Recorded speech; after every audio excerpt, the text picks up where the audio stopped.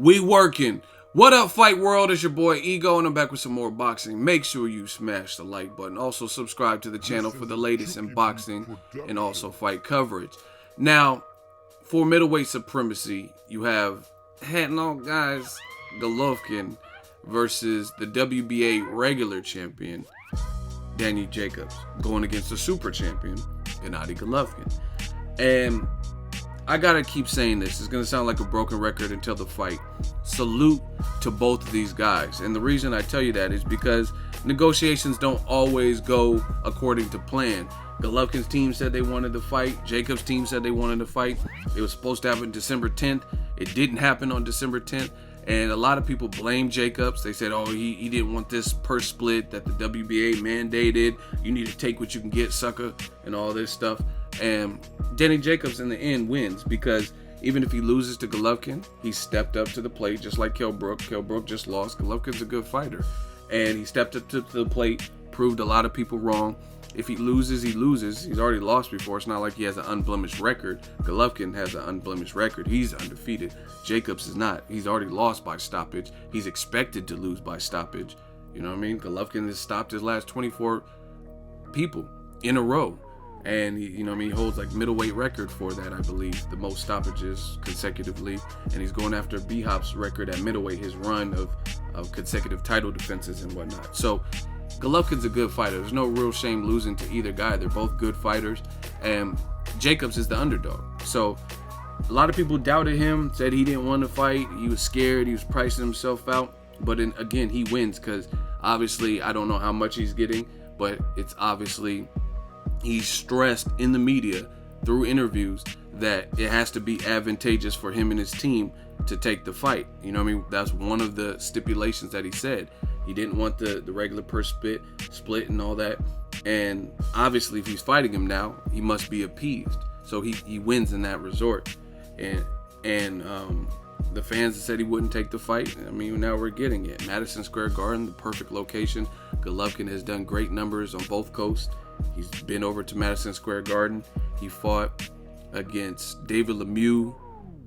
I kind of want to say Gabe Rosado too. I'm not sure off the top of my head, but I know he's fought at Madison Square Garden before. But obviously the crescendo in terms of Golovkin's popularity, in which they probably prematurely jumped it, put him on pay-per-view for the Lemieux fight, but it was around that time, you know what I mean? So he did real good, like with the pre-sales. From what I heard, the pre-sales for this fight is doing better than the pre-sales for the David Lemieux fight. So this is an anticipated fight. And it makes sense because Lemieux's from Canada and Jacobs is actually a New York native. He's from Brooklyn. Shout out to Brownsville. Shout out to BK. Shout out to all the 5 boroughs, man. BX, all that. Bronx, all y'all.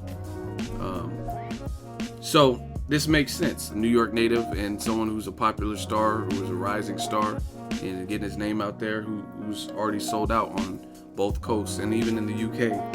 So I'm looking forward to the fight. I want to see it. Jacobs already changed his profile picture to the fight flyer, and I like what he posted earlier today, which is the point of this video. It's him and his team, and it looks like he's already sparring, like, you know, he's all geared up, everybody's sweaty, pause, and the caption's simple: we working, Team Jacobs, #Brooklyn. So this was 3 hours ago.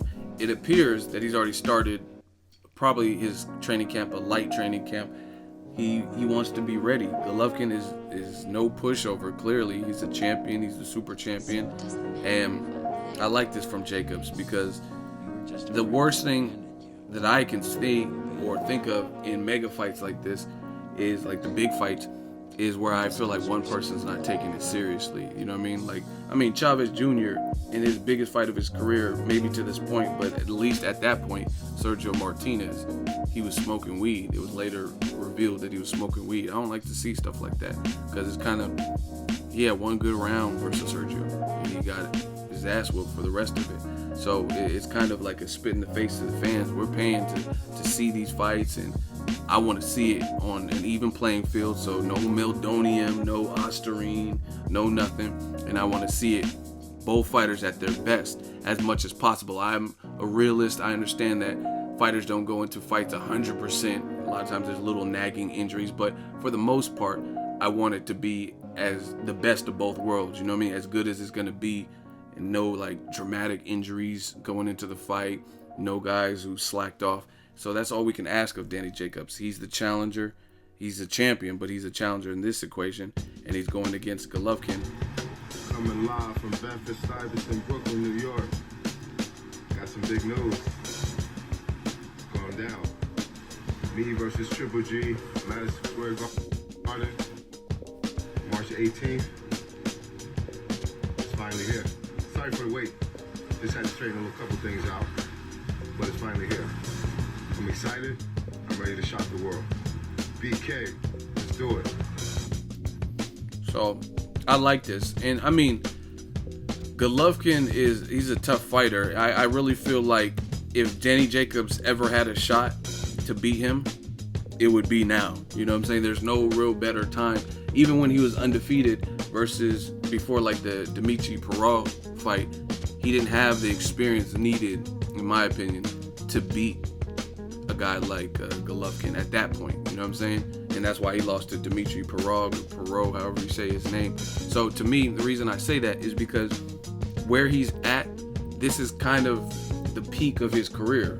He stopped a crafty guy like Sergio Mora twice, right?